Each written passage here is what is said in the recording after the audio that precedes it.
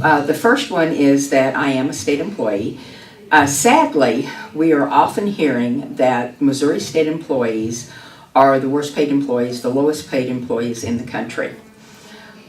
One of the things about that, besides that state employees would, of course, just like to make more money, raising the wages of the state employees to more of an equitable level of what other states are paid would also raise the living around us.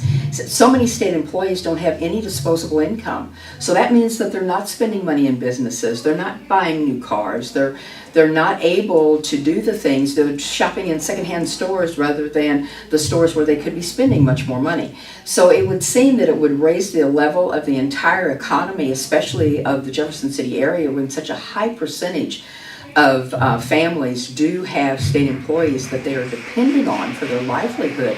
It would raise everybody. It would help the business owners. It would help everybody, not just the state employees, to have better paid state employees. So that's one story. The second story is more of a personal story to me. When I moved to Jefferson City going on 20 years ago, within the first year of me living here, I became a single mom. I got a divorce. And I also was told that I had multiple sclerosis. So I was diagnosed with a very serious illness.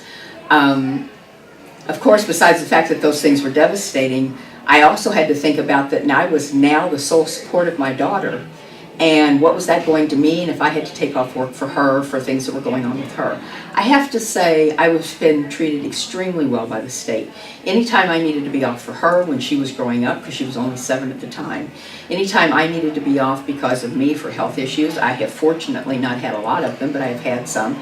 I have lost a father during the length of time that I've been with state government, who was always able to be there for him back in the part of the state where he lives, back in the St. Louis area, because I had extremely understanding, compassionate, very much supervisors and people in the division I work in that believed in treating people the way they would want to be treated. What needs to happen is that needs to be widespread. It's not widespread in state government. It is not widespread across the country. You know, we learned when we were in kindergarten that you want to treat people the way you want to be treated, but somehow as adults we seem to forget that. It also goes both ways. If you have business owners, you know, they've still got to make a living. They've still got to have their business going. State government still has to run, even if you have employees that have to be off. What the employees need to remember is when they go back to work, then they need to work even harder for that employee. They need to be thankful and they need to not take advantage of it. I've seen too many cases where employers don't feel like they can afford to be fair because employees take advantage of it. So that needs to be widespread across the country, treating people the way we want to be treated.